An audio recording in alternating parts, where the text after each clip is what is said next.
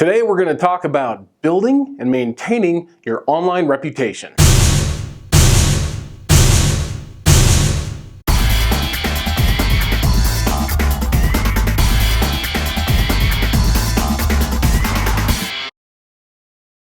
So last week when I was driving home from work, one of my new clients called me in a panic because somebody had written a negative review about them online. How can anybody just be allowed to write anything they want? Newsflash, freedom of speech.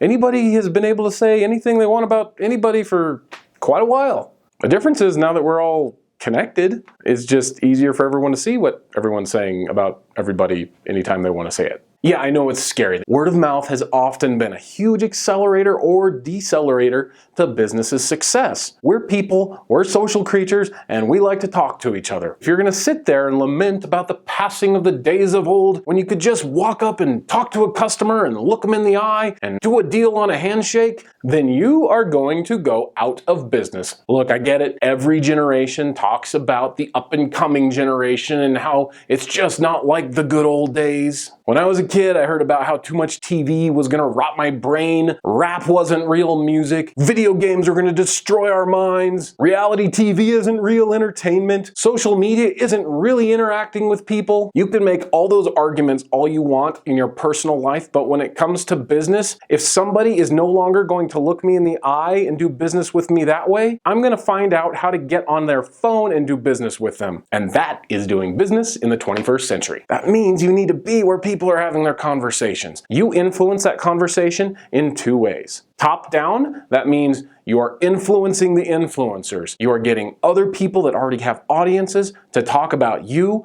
and your stuff and your perspective on your expertise, whether it's tires or taxes. What matters is having influence on the direction the conversation is going. The second part of the conversation is what I call bottom up influencers.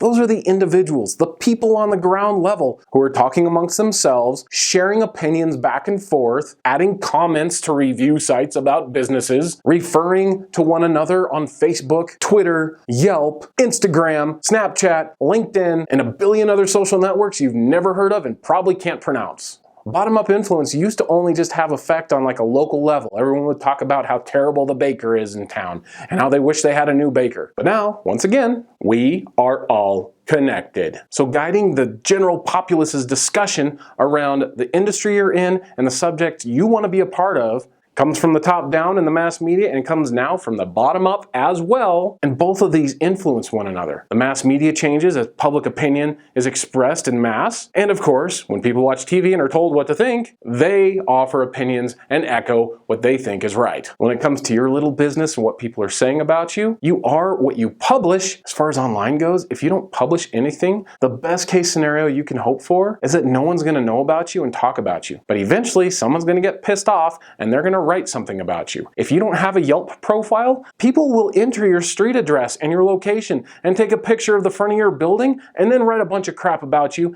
and put a 1-star review. When they look for you on Google, the only thing they'll see is what other people have said about you. I know this can sound really overwhelming. I know it can be really difficult to know where to start on some of these platforms, especially if you've never been on them before. But people are having conversations with or without you. So it's definitely better to be a part of the conversation that's going to happen if it isn't happening already. Now, especially if you're a brick and mortar business with a certain geographic locale that you service, I highly recommend you get on some of these local review sites if you're not already, and then go actively participate. And then for the businesses that sell to larger geographic locations like the country you live in or the globe, and you sell products anywhere people are willing and able to buy, and small businesses, I've put together a nice little checklist for actually getting some media coverage and doing some big top-down influencer outreach. If you haven't already, check out the video I made about getting covered by traditional media. There's a lot of useful information in there about the benefits and how to get started. And then you can click the link below and get a checklist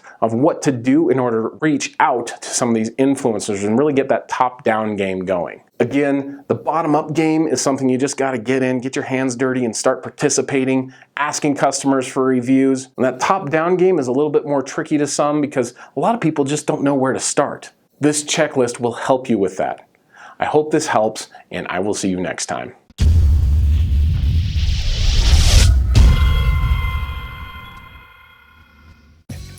Whatever you do, don't subscribe to my channel. I don't want it to give me a big head.